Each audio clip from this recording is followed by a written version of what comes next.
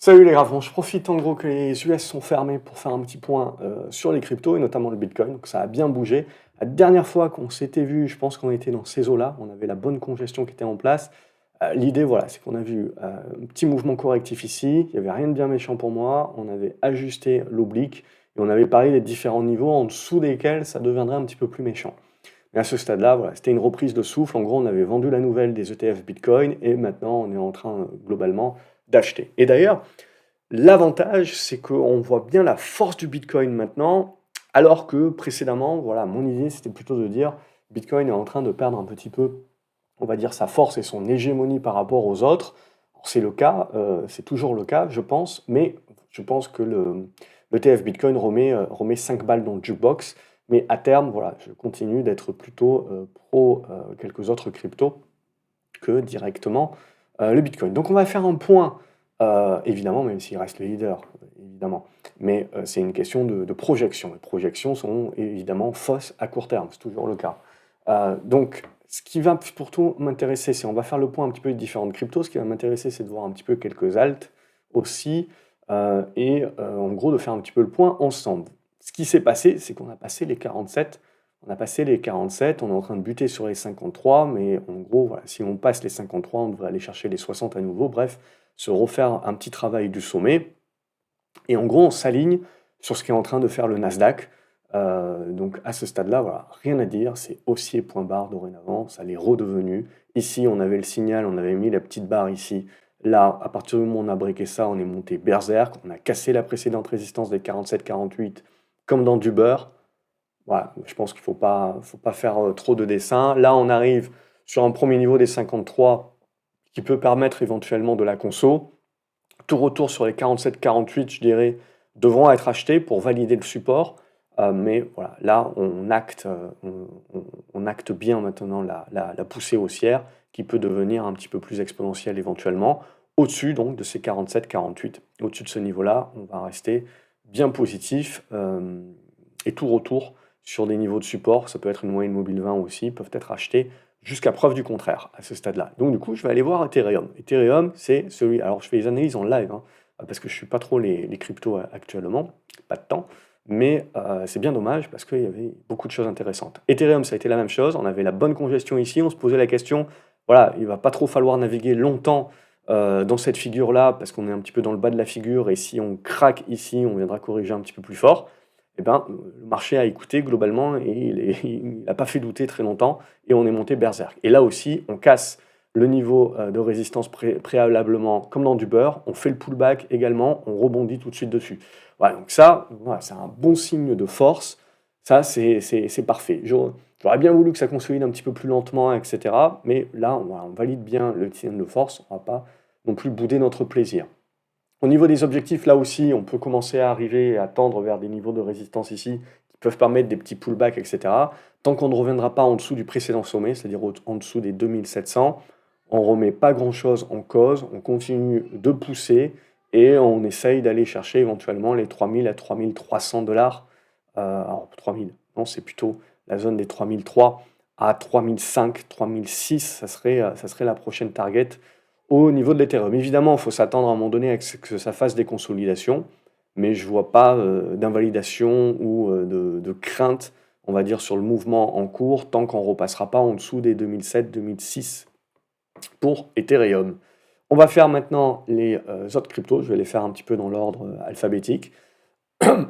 Pardon. Donc, en premier lieu, ici, on voit que c'est pas encore trop ça. Il va falloir redéborder là. Donc, on a le rebond qui se fait bien sur le dernier support. C'était un petit peu le dernier des Mohicans, là. Hop, il fallait à tout prix rebondir là-dessus. On a le rebond qui se fait bien sur ce niveau-là. Mais on voit bien que c'est surtout bien boosté sur Bitcoin et Ethereum. Alors, on va faire les autres. Mais voilà, sur les cryptos un peu plus alternatives, pour moi, on reste au-dessus des supports. Par exemple, ici, au-dessus des 80 dollars, je resterai positif globalement, avec la tentative de se remettre dans le haut de la figure là. Et pour se remettre en tentative de breaker les 120 et donc de continuer à lancer le retournement.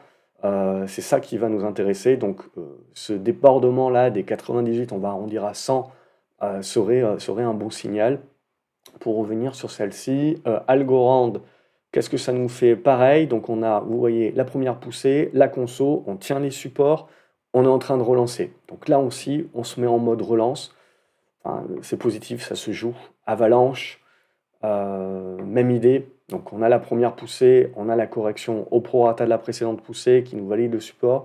On a ici la petite congestion, ici bien coincée là. On arrive à passer, donc maintenant ça sert de support. Tant que vous êtes au-dessus de ça, on essaye de jouer la relance. On essaye de jouer que maintenant que ça prenne de la puissance. BAT, donc même les plus vieilles cryptos, etc., se mettent bien. Donc on voit ici, on était revenu sur le niveau support oblique, on tient, on vient se remettre ici maintenant sur la résistance horizontale. Enfin, c'est propre, vous pouvez avoir une consolidation intermédiaire. Et je partirai du principe que il faut l'acheter globalement, il faut le tenter en tout cas. Et sur le break, la spécu peut prendre. Qu'est-ce qu'on peut viser? Je dirais une zone comprise entre les 34 et puis après, bon, c'est des cryptos, ça peut spéculer très vite. Et comme je ne fais pas ces vidéos tout le temps, on va dire jusqu'à la zone des 36 cents éventuellement. Le Binance Coin, qu'est-ce que ça nous fait? Bah, c'est bien parti aussi. Il y avait cet oblique ici, vous voyez, vous breakez, vous faites le pullback dessus, vous relancez. Ça, c'est les trucs moins de risque ici, qui sont parfaits. J'ai pas plus de choses à dire que ça. Le Bitcoin Cash qui se remet dans ses dispositions. Donc, vous voyez, on fait ici le faux départ. C'est pas vraiment un faux départ, je n'aime pas parler de ça. Mais en gros, une première tentative en échec ici, on revient chercher le support, on refait une deuxième tentative. Là, je pense qu'il faut le jouer parce qu'on commence à arriver bien à maturité sur la configuration. Donc, si vous avez le break effectif là de la zone des 300$, ça peut bien partir. Invalidation, ça serait le jour où on passe sous les 230. Le Bitcoin, on l'a fait. Je ferai quelques actions peut-être un petit peu plus tard. Le Cardano, qu'est-ce que ça nous fait? Ça relance aussi. Donc vous voyez, vous avez la congestion ici. Et en gros, on a retrouvé ce qu'on a fait sur le Bitcoin aussi. C'est le rebond qui va bien. On bute un petit peu, on fait la congestion. Donc là, en règle générale, c'est le moment où vous ne devez pas tergiverser trop longtemps. Parce que sinon, si vous tergiversez trop longtemps, le risque de cassure par le bas et d'aller corriger sur le prochain support est trop grand pour conserver la position. Mais là, vous voyez, il n'y a pas d'hésitation, on break très rapidement et on relance. Donc là, évidemment, on va essayer de rejouer la zone, je dirais, des 70 cents, qui sera le gros morceau ensuite à passer pour délivrer un petit peu plus de pouvoir vers la zone des 80 cents jusqu'à 90 cents. Après, voilà, ça peut devenir spéculatif, mais voilà, en gros, on valide bien là au-dessus des 50, 54 cents. Cardano, ça s'est remis dans de bonnes dispositions également pour lancer. Chainlink, on en avait déjà parlé, elle avait déjà cassé, il me semble, mais en gros, il y avait déjà la congestion qui était là. On finit par la breaker, on continue le mouvement. Je n'ai pas grand-chose à dire. Je me mettrai même pas d'objectif globalement. Je dirais que tant qu'on va conserver l'ancienne résistance en support, on va rester positif pour ceux qui veulent faire un petit peu de moyen terme et un petit peu de tenue de la position. Cosmos, même chose. Donc on voit les Algorand, les Avalanche, les cryptos qui étaient un peu plus en dedans, ont réussi à sauver les supports, ils sont en train, au début de leur relance, donc on voit les leaders finalement sont déjà bien repartis, alors que celles qui étaient plus en retrait, elles restent en retrait, mais elles se remettent en disposition pour retenter cet oblique-là aux alentours des 12$. Et c'est ça ici, là, quand on est dans ce niveau-là, sur le haut de la figure, où il y a une accumulation qui peut se faire, et sur le break, je pense qu'on pourra rejouer la zone des 15 à 16$. Donc éventuellement, là, on voit le marché qui mûrit pour aller chercher à jouer peut-être des alternatives. Vous avez le Curve DAO également, CRV, qui se remet dans des bonnes dispositions, je pense, pour jouer également ce type de retournement. Donc on voit ici, là, sur la cassure des 58 cents, 60 cents, qu'il peut y avoir une bonne dynamique. Le Dogecoin, même chose, hein, donc on valide bien les supports, là, paf, on est en train de revenir sur la résistance, donc il faut passer. Et vous pouvez avoir une spécu qui se met en place, qui nous fait revenir sur la zone des 10 cents, 11 cents. Le Elrond, qu'est-ce que c'est ça? Mais on retrouve la même chose, on valide bien les obliques, on valide bien le fait ici ça avait servi de support, puis on avait cassé, donc ça sert de résistance, puis on repasse dessus, donc ça resserre de support. Tant que vous êtes au-dessus de ça, bon, ben, vous pouvez tenter. Vous pouvez tenter en effet de prolongement. EOS, voilà, on n'est pas sur les cryptos qui sont les plus populaires, on va dire, qui ne sont plus les plus populaires, qui ont perdu un petit peu de vibe globalement, mais graphiquement parlant, en pur graphique, on valide bien les supports et là on arrive sur un niveau de résistance, donc vous pouvez toujours avoir, vous pouvez toujours avoir des rattrapages qui se font sur ces valeurs-là. L'ETH, l'Ethereum classique, donc là aussi, ça reprend. Je mettrai le pivot ici. Tant que vous êtes au-dessus des 25 dollars, vous continuez de jouer la relance. Le FTX token, je mettrai de côté pour l'instant. Alors, je sais pas, je pense qu'ils vont rembourser les clients et tout, donc c'est pour ça que c'est un petit peu mis de côté. Horizon, ça s'est fait assez rapidement. Alors, cet oblique-là, je sais pas pourquoi je l'avais tracé comme ça, mais c'était pas terrible. Mais en gros, on a tout pulvérisé là, tac. C'est ce break ici, là, surtout qu'il fallait voir. Donc là, vous avez la poussée qui se fait de manière très très forte où on va rechercher cet oblique ici qu'on avait tracé. Donc Horizon, elle faisait partie de celles qui avaient perdu un petit peu de leur charme, et puis il y a dû avoir une news, hein, probablement.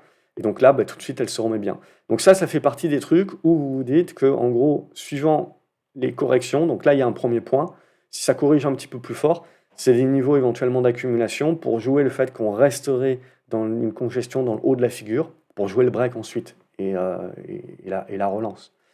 IoT, c'est assez parfait aussi. Vous voyez, la correction se fait bien sur l'ancien niveau de résistance dont on avait parlé qui devient support. Et paf, vous avez la relance. Là aussi, la relance, pour moi, le fait qu'elle soit rapide en V, ça prouve bien la force. Et là, maintenant, vous avez la zone des 26 cents qui sert de support. Donc, tant que vous êtes au-dessus de ça, ben, on essaye de jouer le prolongement. Litecoin, qui était le mauvais élève, toujours le mauvais élève. On ne peut pas dire que ça se remet bien. Il y a une première étape ici à dépasser les 73 dollars, mais c'est surtout la zone des 80 dollars qu'il faudra dépasser. Au niveau du Monero aussi, elle était en deçà, même chose. Donc vous voyez, il y a quand même un tri qui est fait. Et ça, je trouve ça très sain qu'il y ait un tri, justement.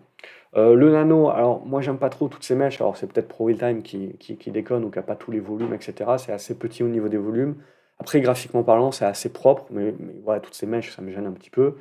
Au MySgo, on va retrouver la même chose qu'on retrouve un petit peu partout, c'est-à-dire une première tentative qui bloque la correction sur le support et on est en train de tenter la relance. Et là, je mettrai le pivot ici aux alentours de la zone des 75 pour essayer de créer la spécu pour revenir sur les 1 euro. Mais après, voilà, c'est peut-être pas, on sent que c'est pas les premiers choix. Là, par contre, Polkadot, c'est un petit peu plus propre. On retrouve ce qu'on avait retrouvé, je sais plus, quelque chose de très propre. C'était, je sais plus laquelle, bref. Mais ce pattern-là, on l'a passé il y a quelques minutes, globalement. C'est assez, donc on voit ici, je m'attendais plus à du zigzag, vous voyez, tac, tac, tac, tac, avant de prendre la décision. Et ça a été une reprise en V. Donc, d'autant mieux, hein, évidemment, pour les acheteurs, ça prouve bien la force. Et donc, on n'a pas le temps de trop hésiter, donc ça, c'est bien. Et là, tac, on va mettre le pivot ici, sur la zone des 7 dollars et des brouettes. Et tant qu'on joue ça, ben, on va continuer de jouer la relance. Au niveau de Polygon, même idée, on est revenu sur le support ici, on rebondit très fortement, on avait mis le pivot là, tac, 84 centimes de dollars, il sert. On va chercher la résistance aux alentours des 1 dollar, 1,10 $, et ça sera le gros morceau. Ça sera le gros morceau à passer. Le Qtum, même idée, on retrouve globalement la même idée partout, c'est la correction ici, on tient les supports, on relance assez rapidement.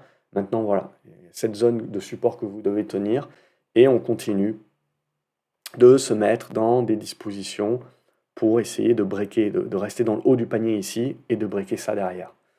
Là, ça sera intéressant. Le XRP. Le XRP était mauvais élève, il réagit un petit peu, mais il fait toujours partie des mauvais élèves. On l'a vu, normalement, s'il faisait partie des bons élèves, il aurait dû faire un truc comme ça. Mais en gros, il devrait être beaucoup plus puissant que ça. On voit qu'il rame un petit peu plus. Pour autant, ça ne veut pas dire qu'il est inintéressant. Ce renouveau de l'intérêt peut revenir, mais vous voyez que pour cela, il va falloir repasser la zone des 60 cents. 60, 65 cents, c'est vraiment la zone qui permettrait peut-être de donner un petit peu plus de vivacité à cette config, comme du Solana par exemple, qui est très propre. La correction ici, correction qui n'est pas très forte, hein, tout de suite la réaction, le retour sur les pivots, et on arrive à breaker, et vous voyez, enfin, techniquement c'est très propre, tous les niveaux qu'on avait tracés, c'est les niveaux qu'on a tracés déjà depuis de nombreuses semaines, et on respecte tout. Donc on s'en a été resservi comme résistance, on s'en resserre comme support. Donc hop, ça y est, la zone des 105 redevient support. Je pense qu'on peut viser à nouveau la zone des 130 à 140. Et après, on verra si ça demande un petit peu plus de construction pour la suite. Stellar, je mets ça dans le même panier que Ripple. On est en attente, c'est un petit peu mauvais élève, donc plus en retrait. Donc si on a une contagion à tout le reste, ça devrait tenter de casser ici par le haut. Donc Donc cette zone-là, des 12 cents, en gros, pour arrondir, devient une zone de soutien. Et après, il faudra réussir à breaker cette zone des 14 cents. C'est ça qui donnera le, le top retour, je dirais, sur les cryptos qui sont un petit peu moins favorites. Le Tezos, bon, c'est propre. Je suis pas sûr que grand monde suit ça. Vous me direz dans les commentaires. The Graph, là par contre, vous voyez, vous avez la correction qui se fait directement sur l'oblique. Parfait. Là aussi, on n'a pas hésité. Donc vous finissez par breaker, vous faites le pullback. Et là, par contre, il y a des trucs en ligne droite qui se font. Alors, il doit y avoir des raisons fondamentales. J'ai plus le temps de trop suivre les fondamentaux des cryptos globalement. Mais voilà, là, il y a le break. Ça se fait sans trop réfléchir. Il y a un premier niveau de résistance, je dirais, sur la zone des 30. Le deuxième niveau est sur la zone des 34. Tout pullback doit être acheté globalement, hein, pour qu'on joue le niveau. Sandbox également, elle fait encore partie des mauvais élèves, on le voit, mais elle est en train de redresser la tête. Donc on retrouve bien la cassure de cette résistance ici qui nous remet bien. Donc je dirais qu'on reste positif au-dessus des 47-48 cents. Maintenant, pour un petit peu lâcher les chevaux, on voit qu'il va falloir réussir à dépasser cette zone des 60, je vais arrondir. Donc 55 dans un premier temps et 60 ensuite. Et là, il y aura peut-être moyen de lâcher un petit peu plus les chevaux sur des rattrapages là-dessus. Mais bon, on voit qu'il y a des choix qui sont faits sur les cryptos. Moi, je trouve ça très sain. Et je trouve ça surtout très mature. Ce n'était pas le cas il y a quelques années encore. Et c'est pour ça que ça me faisait dire que c'était un marché qui était encore assez dangereux et assez jeune. Parce qu'en gros, c'était en mode on-off, peu importe les cryptos globalement. Et là, on voit, le marché s'est vraiment assaini. Il y a vraiment un tri qui est effectué. Voilà, ça pour moi, c'est une preuve que c'est un marché qui réfléchit un petit peu plus. Ça m'intéresse, d'avoir des bons élèves, des mauvais élèves. Voilà, je préfère qu'il y ait ce tri-là. Donc Theta, bon élève également, qui est en train de revenir dans le bon élève. Donc en gros, tous les mauvais élèves qu'on a vus, on le voit, ils sont ici. Donc Theta est plus en avance et donc se revalide en bon élève. Alors il y aura peut-être un pullback, etc., mais ça peut être acheté globalement. Donc ça, voilà, ça fait partie des choses pour moi où les mauvais élèves peuvent se remettre dans des bonnes dispositions et donc on peut avoir une contamination à l'ensemble du marché. Et il faut faire comme ce que Theta est en train de faire. Donc là, on arrive peut-être sur un niveau de résistance intermédiaire. Alors peut-être que ça fera une ligne droite. Hein. C'est toujours pour ça qu'il faut garder un reliquat. Au-dessus des 1$, de toute façon, 1,05$, on reste positif là-dessus. Et toute consolidation, en gros, tout pullback qui peut se faire vers cette zone-là, des 1,5, 1,10, ça peut être des accumulations ou des achats. On est dans les dispositions pour. Au niveau de Torchain, même idée. Hein. On se remet dans des dispositions qui sont positives là-dessus aussi. Hop, on se sert de cette zone-là. Alors, je trace pas très droit, mais c'est pas bien grave, vous comprenez l'idée. Les 5$ pour moi, le pivot. Au-dessus de ça, on reste positif et je dirais, on peut laisser vivre ça. Je pousserai jusqu'aux 8$ éventuellement. Et plus il y a affinité. Le Tronix, haussier point barre. Je dirais qu'on peut pousser jusqu'aux 15 centimes éventuellement. Le Uniswap, ouais, tiens, c'est en train de devenir intéressant. Donc, on a fait le même truc qu'un petit peu tout le monde. Là, paf, on est en train de partir ici sur la résistance. Alors, c'est des cryptos, donc soit ça part berserk, ça casse tout, machin, soit on a un petit pullback. Dans les deux cas, c'est bien d'avoir un reliquat ou une première position et en gros d'essayer de l'accumuler si on a un pullback qui s'effectue. VeChain, bon ben voilà, typiquement, genre de truc que les cryptos savent faire donc d'un ordre spéculatif, c'est que pas de pullback. Donc en gros, c'est ce qui crée aussi la précipitation et un petit peu le FOMO. C'est que vous n'avez pas le pullback. Donc là, vous aviez, en fait, le pullback, vous l'avez, mais vous l'avez beaucoup plus tôt, vous l'avez sur la cassure de la figure avant. Et ensuite, ça monte en ligne droite. Donc ça, c'est très positif, évidemment. Alors peut-être que ça fera une petite conso sur l'ancien point haut qui pourra servir de support. Donc ça peut être un point d'accumulation. Après, là, on arrive sur un niveau de résistance qui est aux alentours ici de ce niveau-là, qu'on a touché, donc des 5 centimes 40 jusqu'aux 6 centimes 50, je dirais. La target, éventuellement, si on pousse au-delà, c'est les 8 centimes 50. Voilà, c'est assez volatile comme truc. Wave, ça continue d'être un petit peu plus en retrait, mais voilà, vous avez la correction qui se fait sur le support. Et comme beaucoup de configurations qu'on a vues, là, tac, on a le boost, le pullback, et voilà. Et donc là, l'idée, c'est de se dire, est-ce que ça fait ça, comme ce qu'on a vu sur beaucoup d'exemples, ou est-ce que c'est le truc qui rame un petit peu plus? On ne peut pas le savoir à l'avance. Je pense qu'il faut toujours mettre un petit billet au cas où, si ça vous fait des trucs en ligne droite. Ça, on ne sait pas dire. Zcash, c'est mauvais élève également, mais c'est en train de se remettre, mais dans l'ensemble du marché globalement. Donc je continue de regarder, mais ce qu'il faut vraiment pour se remettre dans un point d'attaque, vous voyez, c'est un débordement ici des 27 $. Et si on va se faire quelques actions, euh, on a du Bit Digital. Bon, on voit, il y a eu les grosses réactions ici, derrière les pullbacks, et là, on se retrouve un peu dans le même type de configuration qu'on a vu sur crypto, hein. Donc on voit la congestion ici, il ne faut pas rester ici dans le bas de la figure trop longtemps, parce que sinon ça fait hésiter, et ça engage plus de risques à casser par le bas. Donc on n'a pas longtemps hésité, tac, on fait ça, on revient ici sur le pullback, donc là, il faut relancer ensuite. C'est ça qui est le plus important, c'est de relancer assez vite pour pas faire peur. Bitcoin Group, ça c'est coté en Allemagne. Et donc là aussi, on avait une configuration assez intéressante. Là, je pense qu'elle a été partagée sur l'académie aussi. Il y a eu le break ici. Donc là, voilà, on est en train de prolonger. Coinbase aussi, c'est très propre. En plus, il y a eu les résultats qui sont venus dynamiser. Mais voilà, on retrouve le boost, la correction au prorata, quasiment 50% de retracement du mouvement. La petite congestion assez rapide, tac, on arrive à breaker, on fait le pullback et on part en ligne droite. On a retrouvé ça sur pas mal de cryptos qu'on a analysé. Donc on retrouve le même schéma ici sur les actions. Bon, on arrive là aussi sur une zone de résistance, donc on voit, on prend quelques profits, mais on ira peut-être refermer ce gap ici. Mais voilà, je mettrai un pivot, je dirais, sur la zone des 160 $ éventuellement. Il y avait Bitfarm aussi, ça suit Coinbase, c'est une figure très similaire, donc là aussi on fait le tri, on voit Bitfarm, Coinbase, c'est assez propre, Bit Digital c'est un petit peu moins propre, un petit peu plus en retrait, donc il faut que les cryptos continuent à pousser pour qu'on aille chercher un petit peu les trucs de moins bonne qualité. MicroStrategy, c'est bonne qualité aussi. Bon voilà, après ça fait des grosses mèches, etc. C'est normal que ça prenne quelques profits. Il faut voir jusqu'où ça corrige. Il y a des zones de gap qui peuvent vouloir être refermées. Mais en gros, tant que vous allez tenir ces zones-là, d'un point de vue long-termiste, on va rester positif sur la config. Il faudrait vraiment recasser ça par le bas pour remettre en doute tout ça. Bon, sinon, celle que je suis, Riot, et plus précisément Marathon, elles sont très propres aussi. On le voit, elles sont comme les autres, comme les bons élèves, c'est-à-dire revenues au niveau de fin décembre, après avoir corrigé à peu près la moitié des mouvements précédents. Et là aussi, il y a eu pas mal de zigzags, mais ça s'est fait assez rapidement, ça n'a pas laissé trop de doutes. Et puis après, les chandeliers de ces derniers jours ne laissent pas trop de doutes. Après, on a de la consolidation, quelques prises de profit par rapport à ça, c'est normal, je serais tenté de dire. Je pars du principe que ça sera acheté et ça tentera certainement une nouvelle poussée. Si on casse les plus hauts, qu'est-ce qu'on peut viser?